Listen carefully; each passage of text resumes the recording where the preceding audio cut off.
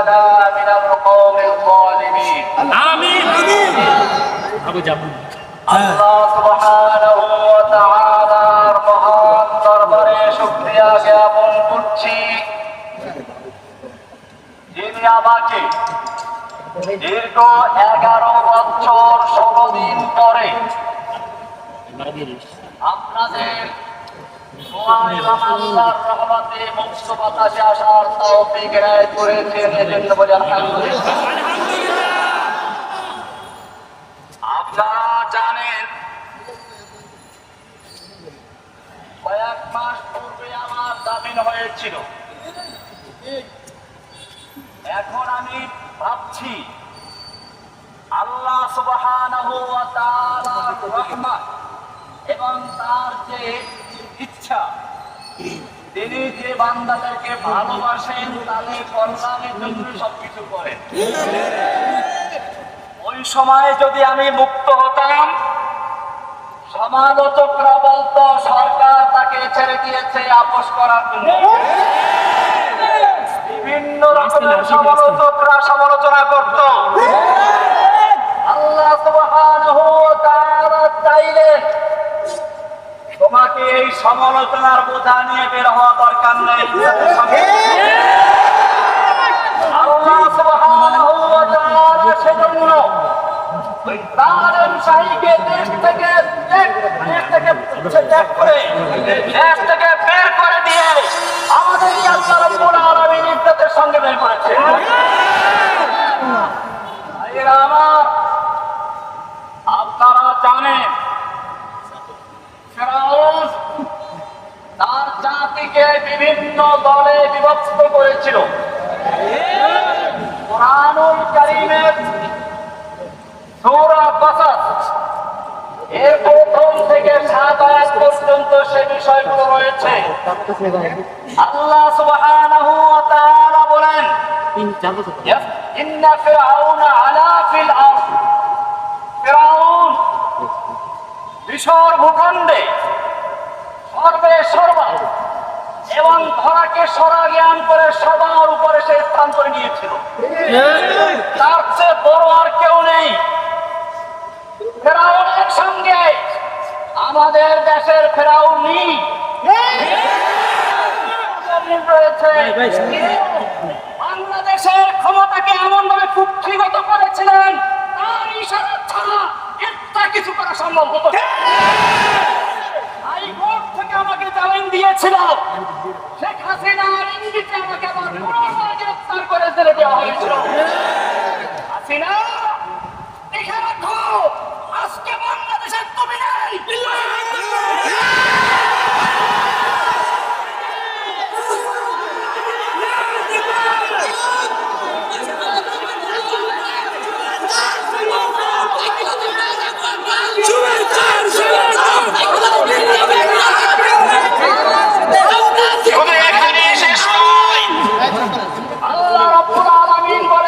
একটু শুনতে সুযোগ দেন আগে। ফিরআউন তার জাতিকে বিভিন্ন দলে বিভক্ত করেছিল। ইয়াস্তাদঈফু তায়ফাতাম মিনহুম, তাদের থেকে একটা দলকে সে দুর্বল করে রেখেছিল। ফিরআউন তার দল, তার দেশের মানুষকে বিভিন্ন দলে বিভক্ত করেছিল। বাংলাদেশের ফিরআউনিও এদেশের মানুষকে স্বাধীনতার পক্ষে বিপক্ষে, স্বাধীনতার চেতনার পক্ষে বিপক্ষে, মুক্তিযুদ্ধের পক্ষে বিপক্ষে, রাজাকার ইত্যাদি বলে এই দেশের জনগণকে বিভক্ত করে রাজত্ব করার চেষ্টা করেছিল। আল্লাহ রাব্বুল আলামিন তার সমস্ত চক্রান্তকে আকর্ষণ করে দিয়ে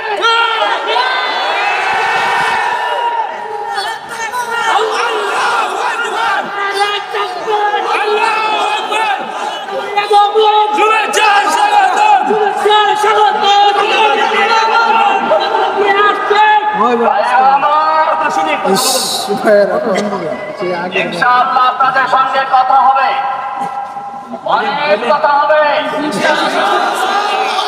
আজকের এই স্বল্প পরিসরে একটা কথা বলতে চাই।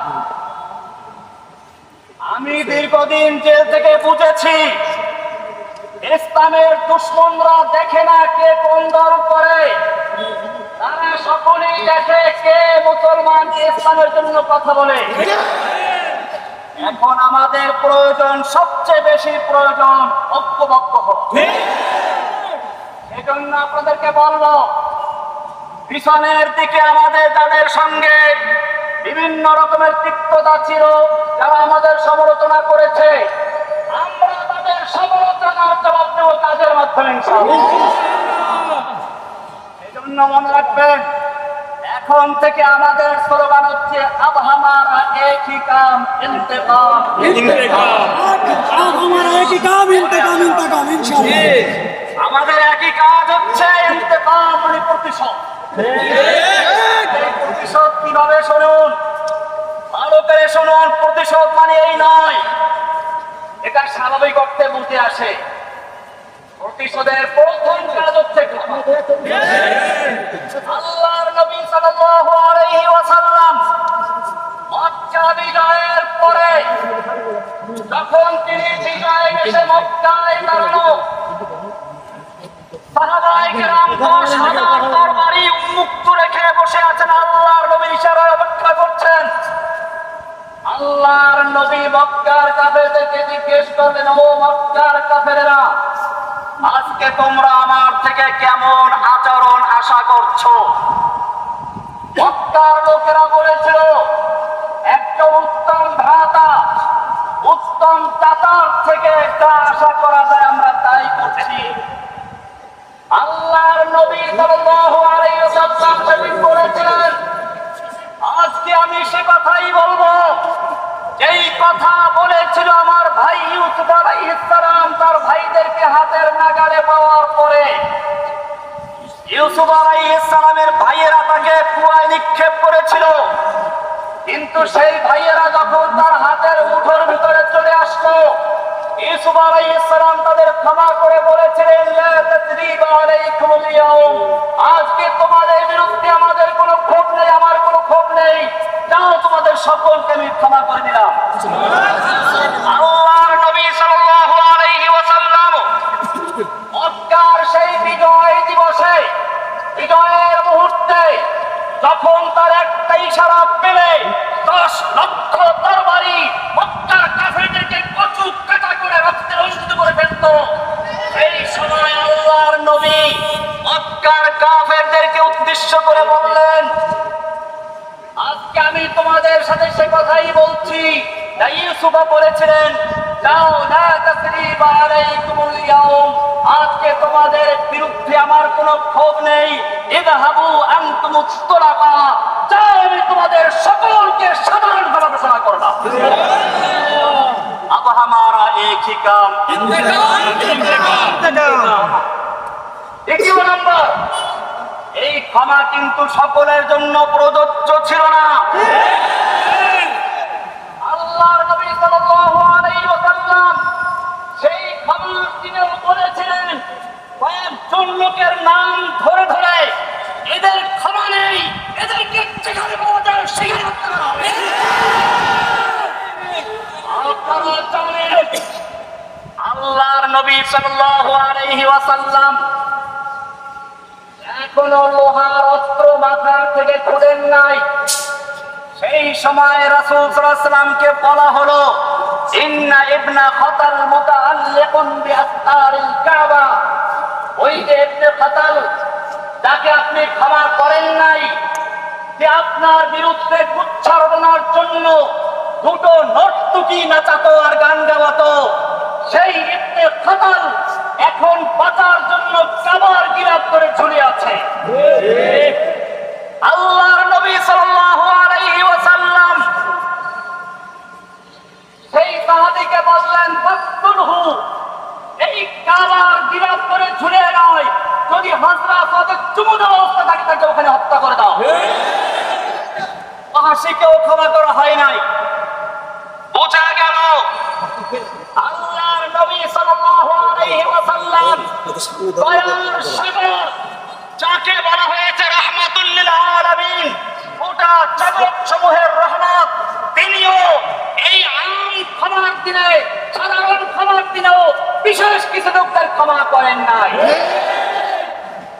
আজকে আমি বলতে চাই, এই দীর্ঘ ১.৫ যুগ পর্যন্ত হাসিনা সরকার নির্যাতনে নিপীড়নে যারা শহীদ হয়েছে, নির্যাতিত হয়েছে, আহত হয়েছে, পঙ্গু হয়েছে, হাত চাই পা নেই, কারো চক্ষু নেই, এই রকম যারা ক্ষতি করেছে তাদের জন্য কোনো ক্ষমা নয়। हमारा इंतकाम देखेगा। সুতরাং যারা হাসিনার নির্দেশে এদেশের মানুষের উপরে হত্যাযজ্ঞ চালিয়েছিল, রক্তের হোলি খেলা চালিয়েছিল, সেই সমস্ত ছাত্রলীগ, যুবলীগ, যে কোনো লীগ হোক না কেন, তাদের জন্য কোনো ক্ষমা নেই। দ্বিতীয় কর্মসূচি, দ্বিতীয় কাজ হচ্ছে আমাদের এখন দাওয়াতি কাজ করা, ব্যাপকভাবে দাওয়াতি কাজ করা, তাওহীদের দাওয়াত। জেনে রাখবেন, কবি ইকবাল বলেছেন,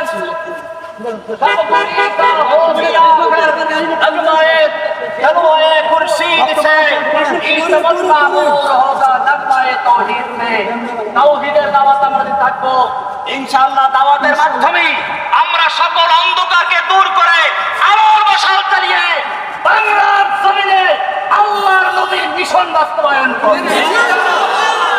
নবীর মিশন কি ছিল ভালো করে শুনুন। আল্লাহ রাব্বুল আলামিন কোরআনে কারীমের ৩ জায়গায় একই কথা বলেছেন, ওয়াল্লাযী আরসালা রাসূলাহু বিল হুদা ওয়া দীনিল হক। আল্লাহ তাআলা তিনি তার রাসূলকে দ্বীনে হক এবং হেদায়েত দিয়ে প্রেরণ করেছেন। কি জন্য? লিইয়ুযহিরাহু আলা দ্বীনি কুল্লিহি, অন্য সকল দ্বীনের বাতিলের উপরে দ্বীনে হককে বিজয়ী করার জন্য। আমাদের এখন কর্মসূচি হচ্ছে আল্লাহর জমিনে আল্লাহর নবীর সেই মিশন বাস্তবায়ন করা, আল্লাহর দ্বীনে হককে সকল দ্বীনের বাতিলের উপরে বিজয়ী করে ইনশাআল্লাহ আমরা ইসলামের পতাকা উত্তোলন করে সেই কাজে আপনাদের সঙ্গী পাবো ইনশাআল্লাহ। তৌফিক দান করুন, আমিন। ধৈর্য ধারণ করুন, কোনো বিশৃঙ্খলা না করি। আর এখন কেউ মুসাফা করার চেষ্টা করবেন না। কারণ হচ্ছে আসলে সেনাবাহিনী তাদের আমাদের তো সুবিধার্থী, তারা আমাকে বলেছিল গোপনে অন্য রাস্তা দিয়ে পার করে দিবে, কিন্তু আমি জানি আপনারা আমাকে জানের চেয়ে ভালোবাসেন। অন্য পথের যাওয়াটা আমি পছন্দ করি নাই। সেজন্য আপনাদের দোয়া পাওয়ার জন্য এবং আপনাদের মনের আবেগটাকে কিছুটা হলেও শান্ত করার জন্য আমি আপনাদের সামনে এসেছি। এখন আমরা কেউ কোনো বিশৃঙ্খলা করবো না। এই গাড়িটা যিনি চালাচ্ছেন ওনার বারবার অনুরোধ হচ্ছে, ভাই গাড়ির যেন কোনো ক্ষতি কেউ না করে, কেউ মোতাবা করতে না আসে, এরকম ভাবে গাড়ির যেন কোনো রঙের ক্ষতি না লাগে, কারণ গাড়িটা ওনার নিজেরও না। তো সেই জন্য আমরা শান্তভাবে দীর্ঘ 11 বছর পর্যন্ত ধৈর্য ধারণ করতে পেরেছি। ইনশাআল্লাহ এখন কিছু সময়ের জন্য ধৈর্য ধারণ করলে আমাদের কষ্ট হবে না ইনশাআল্লাহ। আমাদের সকলকে ধন্যবাদ, জাযাকুমুল্লাহ। আল্লাহ তাআলা আপনাদের সকলকে জাযা দান করুন, আমিন।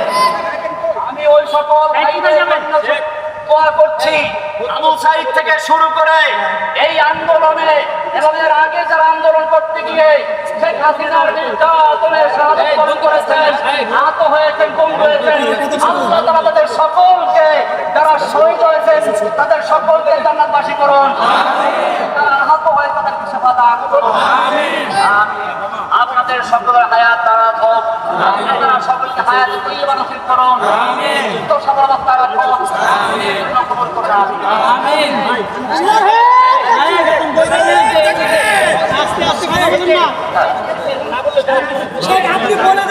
ভাইয়েরা আপনারা এখন ইনশাআল্লাহ যার যার মতো করে যাবেন। আমরা ইনশাআল্লাহ পরবর্তীতে একদিন অতি অল্প